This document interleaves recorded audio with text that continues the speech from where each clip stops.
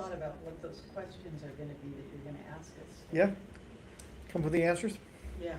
Okay. See, you shouldn't have said that. How Because now he's come, gonna change it for next week, Uh-huh. change his method.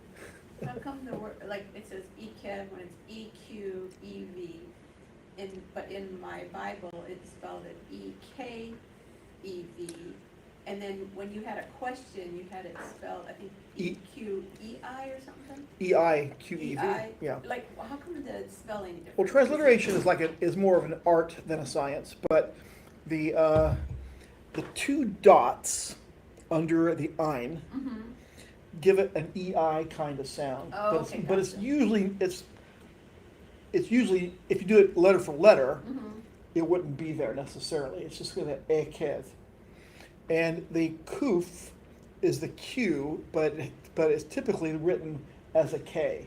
Okay, You see that a lot of times. Korach, the name Mhm. Korach is the same way. It's really would be a Q if you're doing it strict transliteration Mhm. using a Q versus a K. My Yes. Bible did it with a K. Most do. okay, so I was just trying to understand, like, why all the difference? Because I see that, like, with other words too, and like, what Mhm. is? So I've It's always Hebrew. wondered. I know, but it's like. Again, transliteration Yeah. is at the behest of the transliterator, so to speak. Trying to get the attempt of transliteration is trying to get you to say the sounds Mhm. in the language it's trying to get to, because I mean, obviously there's different symbols, different letters for Right. those things, and the vowel pointers underneath there give a sound you're supposed to use for it. And so if you're being, I mean, it would really be EIQEV to get all the sounds involved. Okay, gotcha. Eqev. But it's typically with just it's usually written without that. In this case, I chose to write it just like that. So Okay. yeah, that's the explanation for that. All right, so you might recognize that this is part of this week's Torah portion, right? Yeah, I did. Mhm. There's even one of the questions that Jim answered in about 3 seconds. So eat and be satisfied. Blessed art thou your God for good land He has given you. So let's do that. Abba, we have eaten and we are satisfied. We thank you for the land. It's in Yeshua's name. Amen. Right. Again, this was the readings. These were the aliyot we did, and this was the first verse of the portion. So there's a lot of words in this that you'll recognize, and this is kind of in different format. For example, has let's see, the easy one would be hashmartim. So it's hamishpatim and ushmartim. The hamishpatim, mishpat, you recognize that word as judgment. Mishpatim is judgments. You recognize probably shmartim, which is a form of the word shamar, right? Shamar. Recognize that word? Shema and shamar. Listen, Shema is to listen. Shamar is to do, to observe, to do it, to walk it out. So this is why in the translation it has them as rulings, because judgments and rulings is the same sort of thing. Keeping and obeying them as the word for shemartim. See the two words together. Let me back up here a slide here, where it says ushmartim ve'esatim.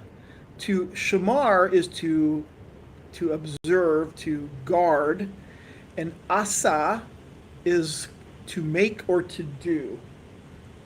And so to guard and to do. It's two different words that mean very similar things. To guard and to do. Asa, A-S-A-H, and shamar, S-H-A-M-A-R. That's how to transliterate those. Asa, to make and to do. So there's actually cognates for that in several languages. Anyway, let's see. So the question. According to the traditional count, how many of the 613 mitzvot are in this Torah portion? Is one of these four answers. 3, 7, 8, or 12? Okay, I was looking as we were reading. I didn't see that one. Although some of them are in other places, Mm-hmm.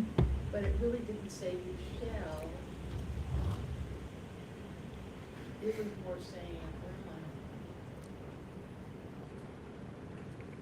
interesting that they've got two right next to each other, which is gonna tell me it's either the B or the C. Well, it's been a while since he's made C the answer, so maybe he thought I was kind I don't think there's I'll 12. say B. Just because I like number 7. It's my favorite number. Okay, I think I'm gonna go with the B, Okay. Well, the first one out who's 12. is A. Ooh, okay. The next one out, 7. Oh, we were It's wrong. 8 or 12. Okay, I'm gonna guess then it's probably Is correct. 8. It's 8. of, now he won't use C for another 3 or 4 weeks. Okay, thanks. Trying to game the system here. You haven't figured out, They'll probably do it next week for Steve. Now just that to I've said kind of- So here they are. Here are the 7. There's 3 on this line, 3 on the next one, and 1 on the last. So the first 2 are in chapter 7 about idols. Oh. Don't benefit from an idol, from things that have been on an idol. How do I benefit from it? Well, it's take like the gold from it. Take Isn't that what it actually Oh. says? Gold and silver? gold, silver, yeah. Okay, Don't bring that into your house. yeah. To end 8 verse 10 is where we just did, to bless the Almighty after meals. Oh. I wanna look at that one. And so the next several are, the next 3 there are in chapter 10, to love the stranger, to fear Elohim, to fear God, and to cleave to him. Both are taken from chapter 10, verse 20. To serve him in 11, verse 10, and the final one is to swear only by the name of Elohim. I thought that was But you very gotta know the name. interesting. That was the first time I noticed that verse when we were reading. I'm like, I what? don't think Swear? I- I didn't even think we. You've We're got to allowed know to the do name, that. don't you, to swear by it? I didn't notice that. And swear by his name. Interesting. But we're not supposed to take his name in vain. Right, which I think would be to do false swearing. Right, swear by it and then not do it. Yeah. So like saying, God is my witness. Yeah. Or like we said, I've said before, say, I swear to God, I'm gonna do this, that, or the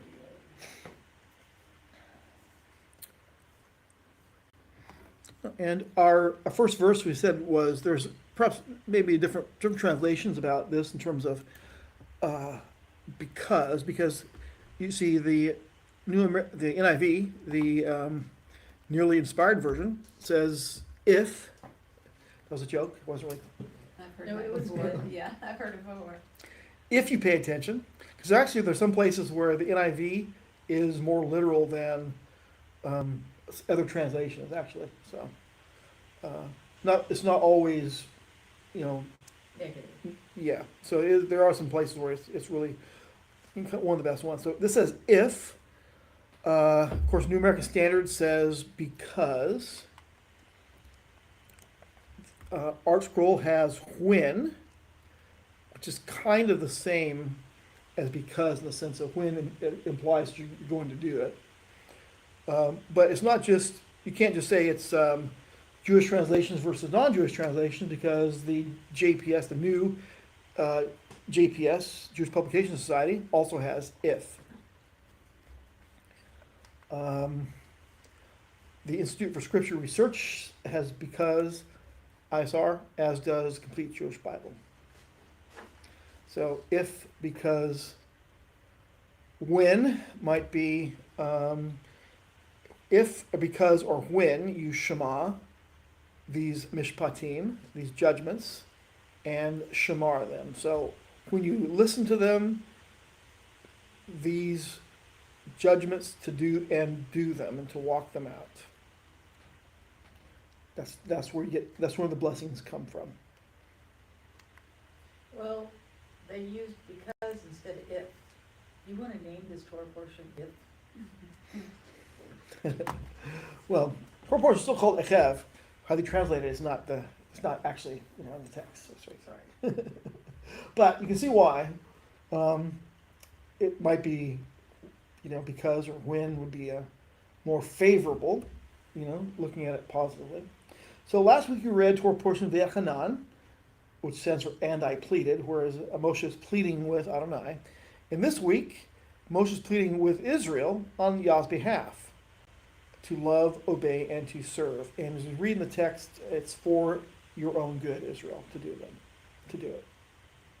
I think that's from that, building around for your own good. It's kind of a good summary of the Torah. Of Torah meaning, of course, Yah's instructions to you. It says, so now Israel, all that Adonai your God asks from you is to fear Adonai your God, follow all his ways, love him and serve Adonai your God with all your heart and all your being, to obey for your own good the mitzvot and regulations of Adonai, which I am giving you today. Continuing, see the sky, the heaven beyond the sky, the earth, and everything on it all belong to Adonai your God. Only Adonai took enough pleasure in your ancestors to love them and choose their descendants after themselves above all peoples, as he still does today.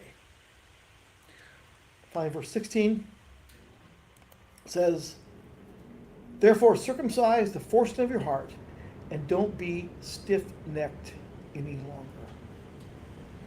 So you can see there's quite a bit of, I don't know if the right term would be it's not maybe allegory, but it is speaking metaphorically, right? Because you're not, we're not Aztecs, right? We don't take an obsidian knife and try to circumcise your heart that way, right? It's not, when you circumcise your heart, it's something that can't be seen, right? It's not even a mohel or a circumciser. I think it's interesting. Christians would use basically this verse in the New Testament. You don't have to obey the commandments in the Old Testament. It's a circumcision of the heart rather than literal. Because I think Paul wrote that. Yeah, Paul wrote that. And yet, this is the same verse, and it's in the Old Testament with, you're supposed to be obeying the commandments and stuff. I think that's really, I have not seen that before. It's two halves of a whole: circumcision of the flesh and circumcision of the heart. Mhm. We've got to have them both. Right. It says that in certain places. Yeah. In fact, it says that and I take it to mean modern Christians, but maybe I'm wrong. They have circumcision of the heart, but not the flesh. And there were other groups that had circumcision of the flesh, mainly a lot of Israel, but not of the heart. Yeah. It was just something to do. You need. Yeah, You gotta have both. in the Gospel of Ezekiel, talking about the next temple, it says you have to have, to enter in, you have to have circumcised flesh and circumcised heart. Right. Oh, that's in Ezekiel? Yeah. It's like 44, I want to say. Yeah. So it's circumcision of the heart is something that is unseen, right? Only that's something that no one but yourself, and of course the Almighty, know if you're circumcised. Because this kind of circumcision, applies. I would say that circumcision of the heart applies to females. Circumcision of the flesh does not, obviously. Would be hard. Well, yeah. What does circumcision of the heart mean? What is that, what do they mean by that? Or what is Well, commonly meant by, what do you cut off of your heart? well, when you do the circumcision of the flesh, it's a covenant between you and God, so I would say. It's the sign of a covenant. It's a sign of a covenant, so I'm gonna say of the heart, it's giving up my desires and going with God's desires. I would think that, but I don't, is there other good idea? Well, looking at this verse in by itself. Now, obviously, what we talked about, what you were talking about earlier about this being used out of context, out of context, so to speak. It's one of the reasons why, never quote a verse, meaning don't just quote this on its own. You have to connect it to what it's about to get the context. So if you read the earlier verses, it's about obedience to Yah's instructions, Correct. and then concludes with, therefore, circumcise the foreskin of your heart. And so that says the foreskin of your heart circumcision is opposite of what comes next. Don't be stiff-necked any longer. And so again, this is metaphorical, right? It's not talking about your neck not moving. It's an embrace. And that's not what it means, right? It's talking about, I think you read this section, I think, Jim, where the word obstinate was used as the translation You are for an that. obstinate people. Right. Well, I also like the verse when it was talking about love the Lord your God with all your heart. But they missed the next verse, which says, obey my commandments. Yeah. It's hard. You could be That's the quoting clearly, out of. if you're not obeying the commandments, you're not showing love. So Right. could another word for that be your will or your obedience? So I would say, I think I have a slide that maybe discusses this a little bit, but I think that this is related to a very familiar passage in Jeremiah, right? Jeremiah 31, you recognize as the New Covenant texts, right? Jeremiah 31. Yes, 30. Yes, there's two. I mean, there's a versification difference, but I believe it's like 31:31 to 34, or 31:30 to 33, depending on the text you're reading from. Yeah, it does have a change. It will not be like the covenant I made with your fathers on the day I took them by the hand and brought them out of the land of Egypt, because they, for their part, violated my covenant, even though I, for my part, was a husband to them. You want me to continue? Yes, well, I think it's, yeah, keep going. Says Adonai, for this is the covenant I will make with the house of Israel. After those days, says Adonai, I will put my Torah within them and write it on their hearts. I will be their God and they will be my people. No longer will any of them teach his fellow community members or his brother, know Adonai, for all will know me, from the least of them to the greatest, because I will forgive their wickedness and remember their sins no more. So I would Cutting it equate, on their heart, writing it on their heart. I would say writing the Torah on your heart and circumcision of the heart is talking about the same thing. Sounds like it. And Yeah. so your heart steers where you go in this context, this idea. Your heart guides you where you're walking. If your heart is circumcised, you're walking in accordance with the Torah, and you are on a good path. There's some word, I can't remember, maybe you remember where it is. It refers to they're circumcised in their flesh, but their heart is far from me. Yeah.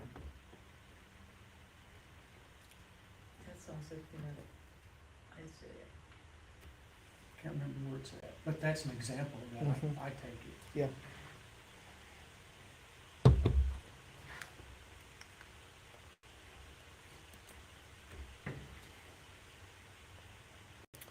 So again, we're talking about following his ways and walking in his ways. And so that's why the term halakha is there. To walk out the Torah is known as halakha. The word halak is to walk. So the way to walk out the Torah is known as halakha. But it's often, I think, misunderstood or misused to be talking about in accordance with more tradition than Torah. But halakha is really to being able to walk out the Torah. And so you could say, in a sense, that we walk out the Torah in accordance with the halakha of Yeshua. And so there are, if you're talking in traditional Judaism, there'd be, the halakha would probably be referring to in accordance with the tradition as passed down, for example, in documents like Shulchan Aruch, the set table, that defines how you keep the mitzvot, how you walk out the mitzvot. But if you uncover that a little bit, it'd be going back to walking out the Torah in accordance with a circumcised heart would be the halakha of the Torah. And I would say that connects directly to Yeshua's methodology and what he taught and how to do it. Now, I went back to verse 30, which is interesting. Here are the days coming, says Adonai, I will make a new covenant with the house of Israel and with the house of Judah. Mhm. And then it goes on Right. with what I had read. Mhm. The church takes what I read, the lower part,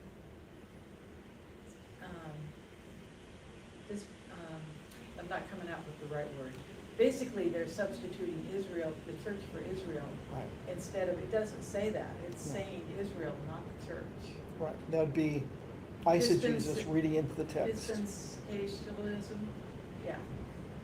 Is it a new or a renewed? Because they talk about, like, let's say the moon as the new moon. It's not a new, the old moon isn't destroyed and now it's a new moon. renewed. It's a renewed moon. Yes, Same moon, it's just there again. yeah. Well, we get to later in Devarim, we'll get into this a little more detail, but if you reading what you're talking about there it says, not like the covenant I made with them where? Yes. I missed that. Go ahead and read that back again, where the second that says, not like the covenant.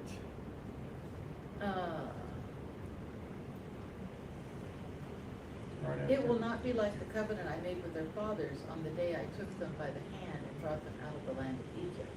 Because they, for their part, violated my covenant, even though I, for my part, was a husband to them, says Adonai. For this is the covenant I will make with the house of Israel after those days, says Adonai. I will put my Torah within them and write it on their hearts.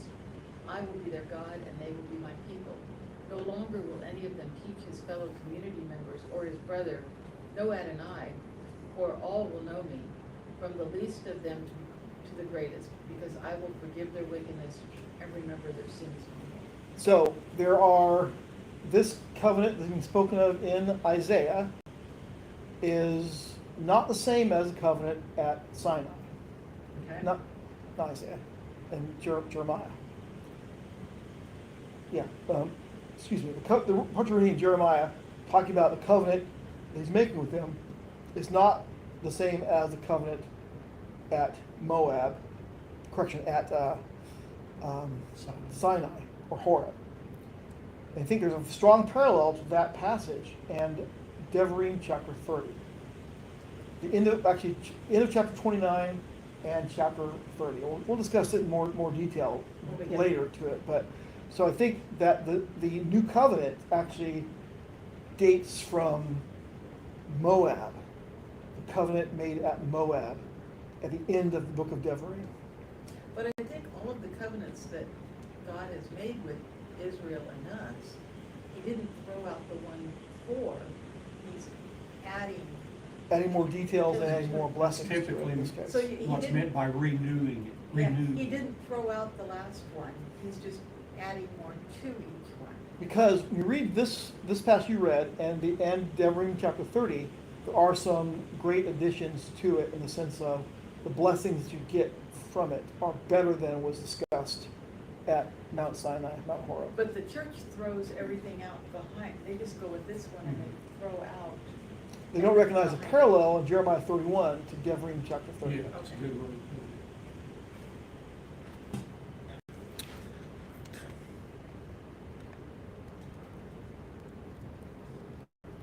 So, Moshe is pleading with Israel to keep chuchot for your own good. That's the word there. Guard the mitzvot and chuchot for your own good. So what is a chuch? Is that rulings? It's the kind of mitzvah where there's no exclamation given. Explanation given. Do it because I said to. Do because I said So so. red heifer. Red heifer is the quintessential example of chuchot. That's right. Little kid that's made his meal. And so he's given these mitzvot for their own good, even though they don't, meaning that you don't have to understand the significance of it or the methodology or why to keep it. You keep it because he said so. I call that the fathers or the dads. How many times you say to your kids, As they I say, said, why do I need to? Mhm. Because I said so, that's why. Mama said it a lot. Yeah, too. Mom. You need no other reason. So, again, as I mentioned, the parallels here are between Devarim 30 and Jeremiah 31. We'll get to that in more detail. A comment here from Art Scroll talks about, I think it's an interesting one. It says, figuratively, the heart is a seat of desire and emotion. And when people become habitual sinners, so that their impulses for holiness are weakened, it is described metaphorically as if the heart is surrounded by a covering that dulls its spiritual perceptions. And you can see that one idea would be that when you become so used to sin as normal, it is hard to repent because it's you don't feel any pull to know that there's between right and wrong. Or it could be too, like, we can do something in an outward action, but our heart's far from. You know, like, I could help somebody, like, oh, I'm gonna give them some money, but just because I'm supposed to, but my heart doesn't love them, it doesn't do it out of love. Yeah, it just does or out of. compassion. Yeah, Yeah. exactly. Yeah. And I think Jesus, when he, Mhm. he rebuked the Pharisees and the Sadducees, he a lot of times was saying, you're like whitewashed tomb because Yeah. you do all these outward things, but your heart's not even in it right. You're dead. Yep. Yeah, exactly.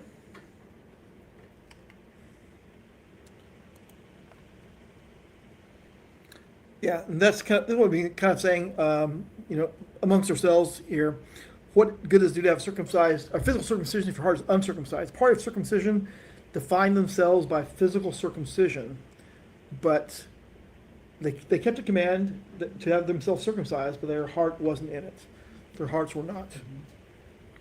They were not actually keeping Torah because they were hating in their heart. They were not doing what they're supposed to be doing. So the word Eqev, interestingly, is the same Hebrew word for heel. Eqev and heel are spelled the same way with different vowel points. You see down at the, let me get this here.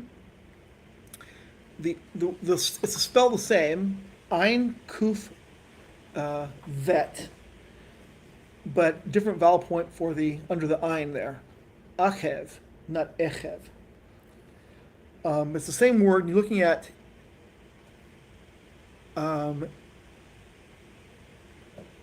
Esau's heel. Then his brother emerged, Jacob, Yaakov, with his hand holding Esau's heel, so he was called Yaakov.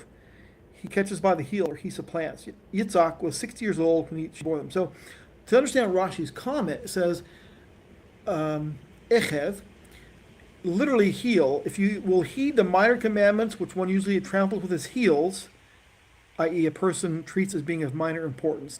So Rashi is making a comment based on interpreting the word for because as heel, heel, because it's spelled the same way.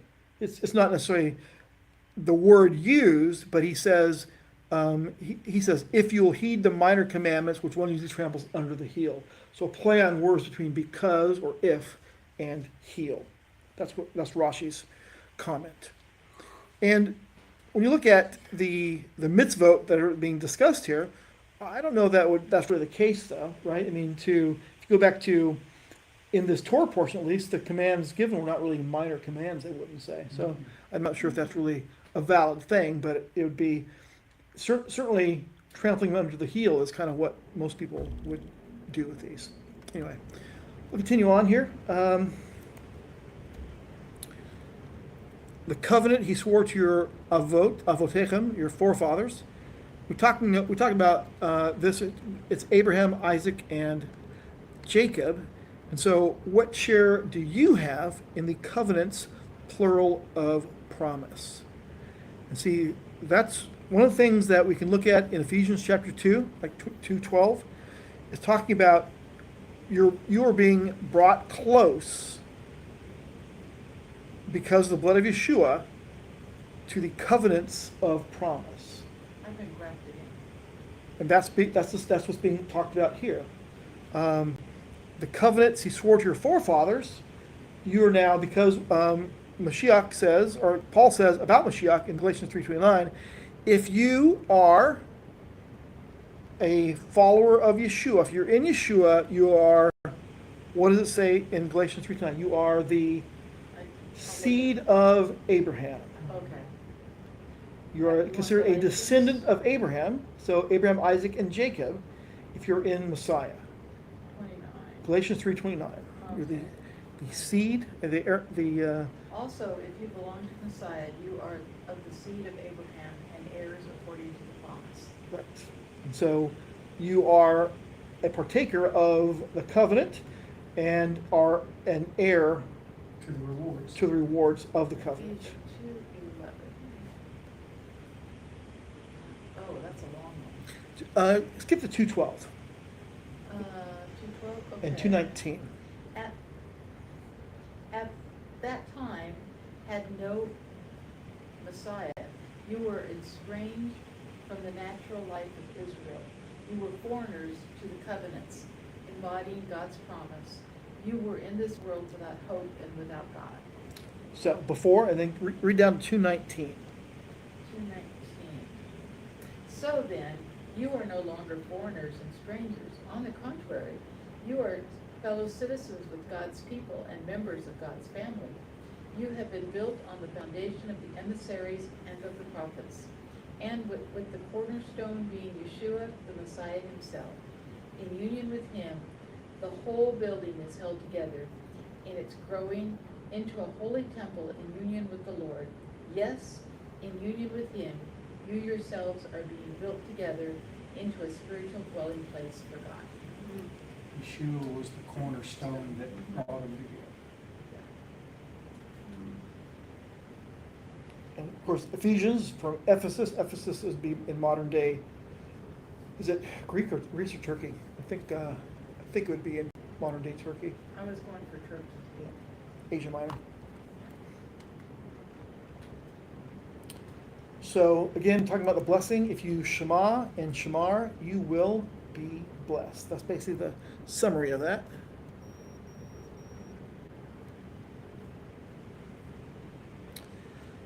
Next question, though, is a little more disconcerting, perhaps, is the text says, I'll not remove any illness from you. He will not afflict you with any of Egypt's dreadful diseases, which you have known. And so That was the what one I was talking to you about. what are the dreadful diseases? I was going to ask that. Well, a good question to ask, because according to a website called Ancient Egyptian Medicine, I think so it is. According to this site, Those are some pretty good ones. Egypt had tuberculosis, schistosomiasis. What is that? I think that's from like the what typically happens when you eat pork with worms in it or things like that, something like that. See, what is it? I would have to look it up, I don't know, I never learned it. Malaria, hematuria, trachoma, bubonic plague, smallpox, measles, cholera, silicosis, pneumonia, malignant tumors. So the ones we recognize are the ones that are commonplace today, right? Trichinosis. Yeah. Isn't that the pork one? Is that the same as, what's schistosomiasis? Trichinosis worm? Oh, that's right, okay, schistosomiasis is similar to that. And I don't think it's from pork, it's from just, some sort of intestinal thing, I think. I'm not an expert, obviously. There's some nasty diseases in there. Yep. And And some of them, they don't even do that well today. Right, Bubonic plague, yeah. So it could be TB. those, but it could also be could it not also be talking about the plagues that were given to Egypt? Yeah, Or not? I Well, don't know. this is- it doesn't seem to be, this is diseases. yeah. Because I've heard commentators both ways this last week. Hmm. Well, boils were among those that were given in the plagues. Mhm. I think it's based on the, when you go back to the text itself, excuse me, it says, "He will not afflict you with any of Egypt's dreadful diseases which you have known. Instead, he will lay on them those who hate you." So it seems in this case that 7:15, yeah. It's something, it seems to me that this isn't about the plagues, but about the diseases that were common in Common Egypt, which That's kind of the way I think. which of it. they had Yeah. seen before. So, since these diseases have not been wiped out, at least in the West, and I don't think anywhere else either, it's kind of perplexing as to why they are there, unless, in general, people still hate Israel, which is kind of the case, though, right? It would be interesting to look up the disease stats, like, you can look up tuberculosis, which countries have the highest amount of tuberculosis. Mm-hmm. It'd be interesting to look up what Israel has had, like, within, since they became a nation, Yeah. each of those compared to the world. It'd Yeah. just be interesting. But even Israel has disobeyed God. I mean, Yeah. Mhm. we think of Israel as this holy place, but they're really They're still, right, secular. they're still, they still have Yeah. a lot of people, but they have a lot that do honor God, and so does God wipe off all of them just because there's, It's a graduated 10, system. yeah. I wonder, the verse before, "You will be blessed more than other people, and there will be not a stale male or female among you." And then he says the illnesses. I wonder whether a lot of the illnesses, maybe that you aren't mentioning, cause sterility too. Good. Yeah. I'll look that up, that up this week and give you some stats. Okay. I think that'd be very interesting to see. Thank you. Yeah. Did you take a picture of all of those so you know? Yeah, I wrote them down, yes. Oh, you're faster than me.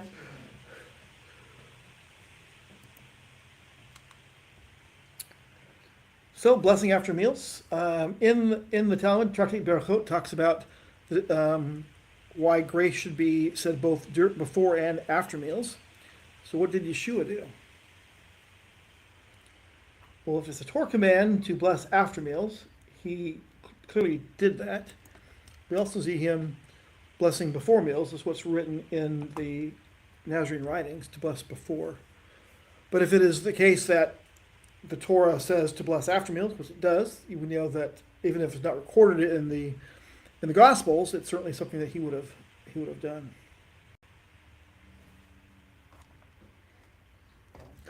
Perhaps it's recorded that way because the blessing before meals is not in the text of the Torah, but it was something that Yeshua did. So they perhaps included that in the Gospels, whereas blessing after meals was commonly understood in the Torah, and so it was done. Surely it Everybody. wouldn't count against you if you did it before No, right. and after.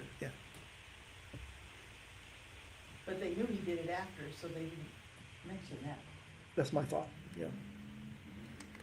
All right, so the text says, the day of the assembly. Yeshua took the, I'm sorry, let's back up here. Yeah. Sorry. I think that's interesting, that you look at the image of God. This is from the Septuagint text.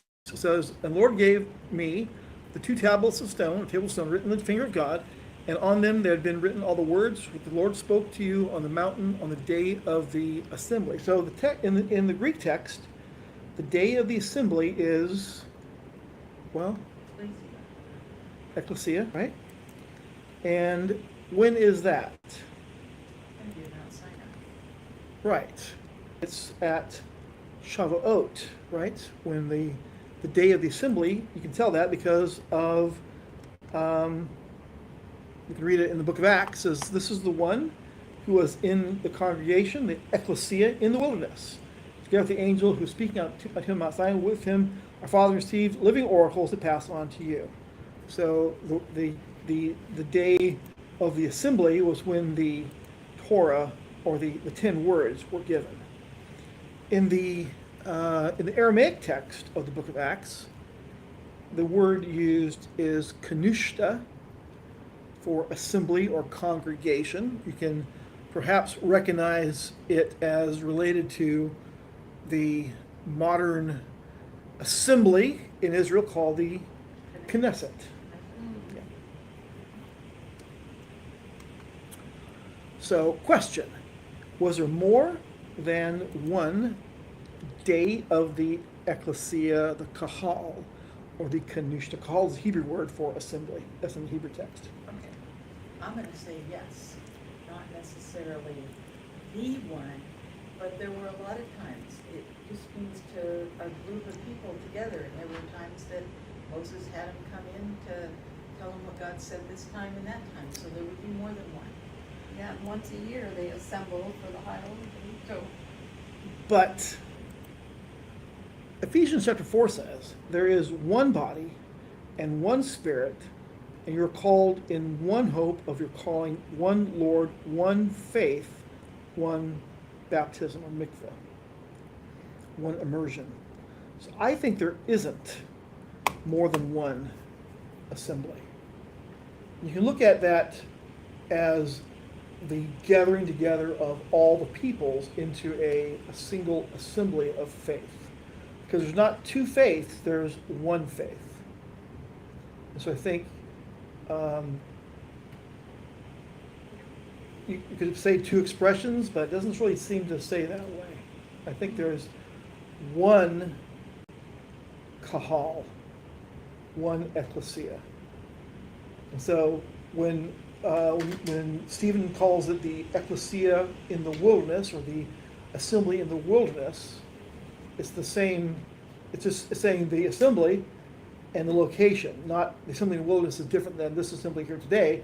It's the assembly in the wilderness because you tell them where that assembly was.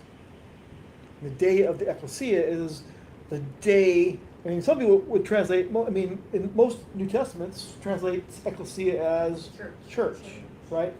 So, which would not make a lot of sense if you're looking back in the text that says the day of the church was when the Torah was given, right? Because that wouldn't fit most people's theology, but that's what the word is in the Greek text translation early on, 200 BCE, plus or minus, of the Torah. So, But ecclesia means a gathering of people. You can go to a football game and say you've got an ecclesia of people. could be, but what does Stephen mean by the day of the assembly? What did the Torah mean by the day of the assembly? He's meaning when A specific day, right? Yeah, he's meaning in that one, when the Torah was given, when the Ten Commandments were given. Right. Both Stephen and Moses mentioned that idea. That day was then. and that was a one-time event. I mean, even though they met other years to honor that, Yeah. that initial meeting was a one-time thing. Emphasis on the word the. Mhm. That means Yeah. the original. Right. Yeah. And so, I mean, we know that looking back at all the assemblies that you go to, right, the annual Torah gathering, so to speak, the They are regalim, ecclesias. the pilgrimage feast, right? They're all in commemoration of things that happened in the wilderness. Yeah. That is true. Or, in one case, before they left the wilderness, right, with Pesach. That same time period in general. All right, so now comes the questions that you've studied for, Linda. I don't know. What did you like about this reading, and what bothers you about it, if anything? Or if you answer a different question in mind, which one did you want? I was gonna say with two. Okay, go ahead. There were several, what Jim read at the beginning. What did he read at the beginning?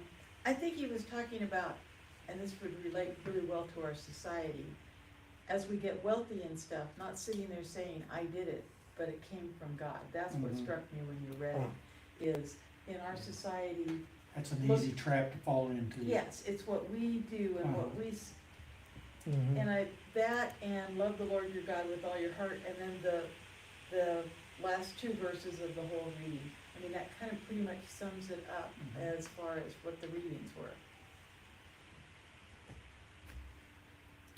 But it's really easy to fall into the trap of look what I've done or look what I've built for Yeah. myself.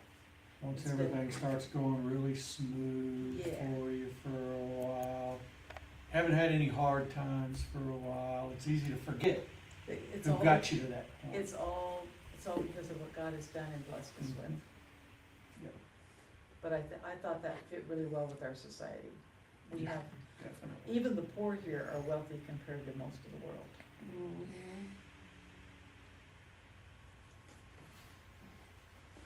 Yep. Anything to learn about Elohim or Yeshua in our readings today?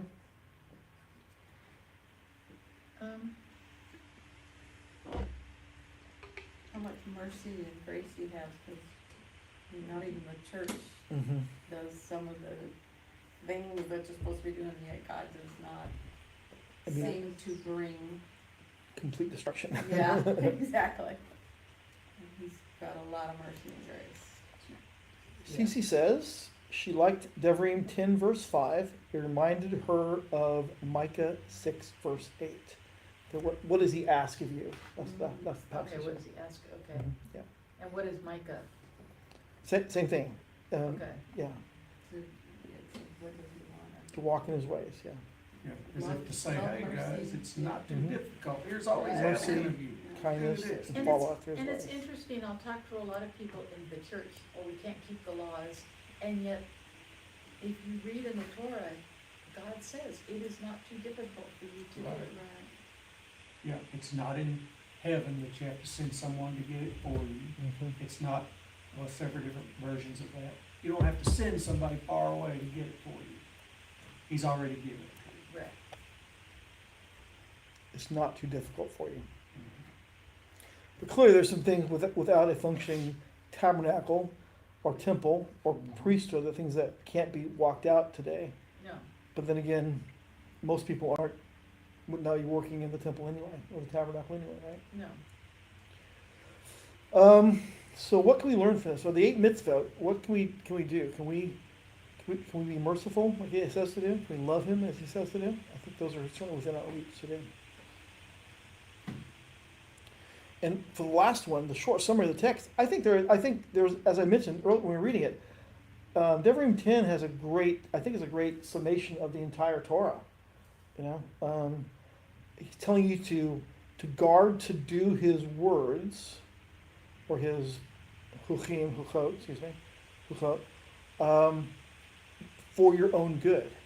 I mean, that's the reason. The reason to keep the commandments is for your own good. Mm-hmm. It's not some sort of, tyrant telling you to do this because it's for his good. It's for your own good. Because if you keep his mitzvot, Israel, you'll be able to live long in the land. It also takes you back to the 10 words of the commandment of obey your mom, your parents. Honor your parents. And, Yeah. and you will live long in the land. Mhm. Yeah. I like 10:12 where it says, all that Adonai your God asks from you is to fear Adonai your God, follow his ways, love him, serve him with all your heart, obey. That sums it all up. I know, it's like, it does. really does.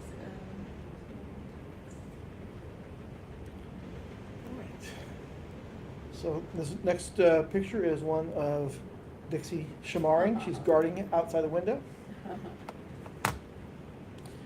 So let's close. I would thank you for allowing us to midrash on your word and for your wisdom and your insights. We thank you in Yeshua's name.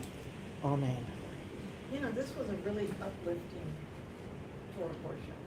some of them, I mean, yeah, it's, if you fail, it's, you're gonna get, God's gonna come down. But it was like, this is easy, just do it. And and life will go really good for you. And, yeah, unlike a few of them have been like, Way down. yeah, weights down, price down.